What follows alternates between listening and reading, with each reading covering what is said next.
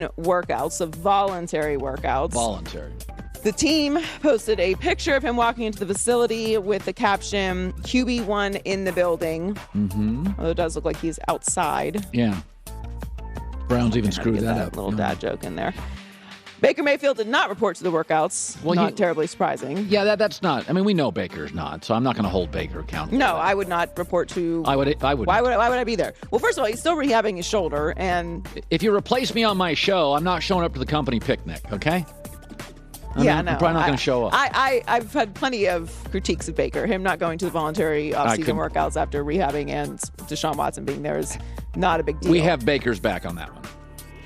Sure. I disagree with the decision. I'll go that far.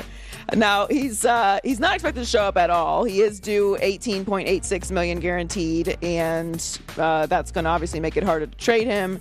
I did see today little news about him possibly going to the Steelers if they cut him. Baker okay. I believe it was Jeff Darlington. The Steelers would sign Baker Mayfield the very next day if he was cut. All right. I would not do that, Pittsburgh. Yeah. How the mighty have fallen. Yeah.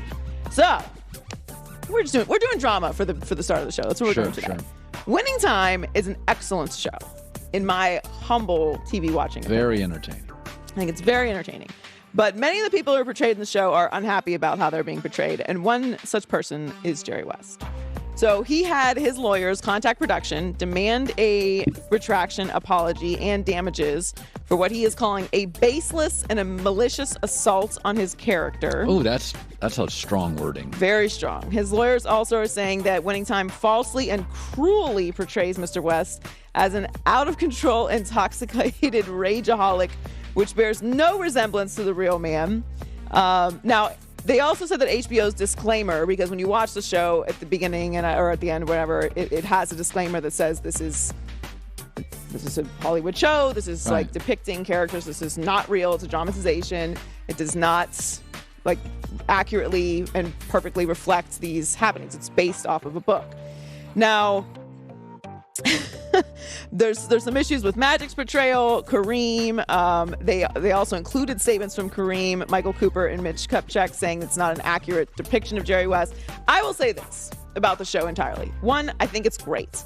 I actually think it's doing wonders for the Lakers right now because they're down bad, and this is actually an interesting journey down the history of how they rose to their greatness. Yeah. Is it dark in spaces? Yes. Are we learning anything? No. Jerry West is my favorite character in the show. It's great. He's wild. I don't think this is how Jerry actually behaved 24/7. Okay. Hollywood did a movie about Jesus and embellished. They can embellish about basketball players. Secondly I don't think anything less of any of the Lakers. No. Jerry West, we know about his battles with depression. He was very intense. They portray him as that. We know that Kareem was an odd fit as a pro athlete. He's so academic, so stoic, he can be prickly. We see that. We know Magic was gregarious, a little bit immature initially, a little bit of a player, and we see that. And we know Norm Nixon didn't like when Magic took the team over. We see that.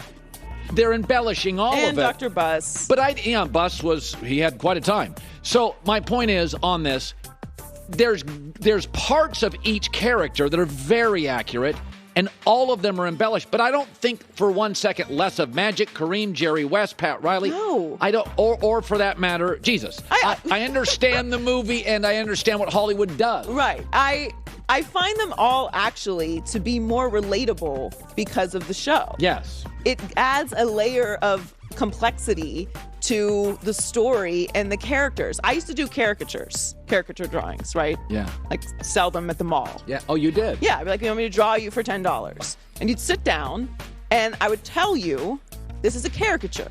This is not a portrait. Right. A portrait is supposed to be the pinnacle of accuracy. It is supposed to accentuate the best things about you. Yeah. That is a portrait. A caricature or a dramatization is supposed to emphasize your personality. So I would draw someone's ears extremely big if they were slightly on the large side. Or my nose. Or a nose. Or if your hair was large, you'd be this large. Like, right. You accentuate things about the character. Right. That is what a dramatization is. Nobody thought Jerry West was a cuddly little sweetheart. Nobody thought Dr. Buss wasn't in these streets. Like, there's nothing that we're learning in this show. Listen, it's not me, so it's very easy for us to say. And sometimes when people do impressions of you, it can bother you. Like, you can think like, oh, wow, is that really how I talk? Is that really how I walk? Is that how I dress? So I get it. But I would say maybe just lean into embracing the show. Fans like it. I think it's great. I think it's a nice trip down memory lane. Now, Kareem, today on Substack, he writes articles, and Kareem there's an argument to be made. He's the most intellectual athlete in the history of the country. Yeah. I mean, he's really brilliant. And he just takes Adam McKay apart, and it's really cutting, not on its... I mean, he talks about it's just not funny. He said it's boring, which is the worst thing you can tell me is the show. I'm just bored with it. I don't care if you like me, but he tells Adam McKay it's boring. That cuts. But his Kareem understands. I understand the embellishment part of this. I think, and Jerry West early in it comes across as crazy town, but then the rest of it, I felt like they portrayed Jerry as sort of, let's be honest, during the coaching situation, he was the cool hand of guidance. Right. He was the one making sense. Yeah, like Jerry becomes like what he was, which is our coaching situation's a wreck. He talked everybody off the ledge for many of the shows. I just feel like it's something, to me, I find it very entertaining. It is entertaining. I find it a little bit endearing. No, I don't think everything that happened in the show actually happens, but I have a brain that can process that this is Hollywood. I just think... like it's nice to reminisce sometimes and have it be portrayed, and I think they're doing a great job with it. I don't know, maybe I'm on an island here, but I can't wait for next week. Like, I can't wait for you to watch this week and see how they portray Larry Bird. I would like to watch it, but I have the Nets Celtics tonight. I can't squeeze it into my hoop schedule. Exactly. Joy with the news. Well, that's the news. By the way, another teammate, I said this yesterday, Larry Fitzgerald, was critical of Kyler Murray. If Larry Fitzgerald is critical of somebody, which he rarely is, I listen. Now, A.J. Green, a teammate of Kyler Murray, Arizona quarterback. This is becoming very Aaron Rodgers. Another teammate or an ex-teammate is sort of, willing to go public. Here's A.J. Green on Kyler. You mentioned on just working with Kyler in that first year and having a chance to come back here. Just how do you see your relationship with him, and is there room for growth to get better, even though you've already spent a year together? Yeah, I think so. I think there's a lot of room. I think for me, it's just communicating with him what I see, or what he want me to do, how he want me to run this route. And I think last year that was a lack on my part. I didn't really communicate with him about stuff like that because I didn't want to put a lot of stuff on his plate. Now, that's being taken as a shot on Kyler Murray. Whether it is or not, this is interesting. Both Green Bay and Arizona, because I see Aaron and Kyler is kind of the same. A lot of work, a lot of drama, willing to criticize and go out publicly through your agent or through yourself or through media leaks to make the organization look bad. The same guy. Both really talented. But what are we left feeling with both of these guys at the end of seasons? Oh, my God, are they worth the headache? I mean, Aaron Rodgers. Look at his last several playoff runs, last 15 playoff games. He's not a foxhole guy. He doesn't have a lot of come-from-behind wins if you compare him to his contemporaries like Matt Ryan and Derek Carr, Russell Wilson. He's great when he's comfortable. When Aaron's not, he bails. I say he's a bailer, not a baller. Great when comfortable. Kyler Murray. Last 3 years, not a galvanizer, not a leader. People have talked about that. What happened last 3 years? He's not available.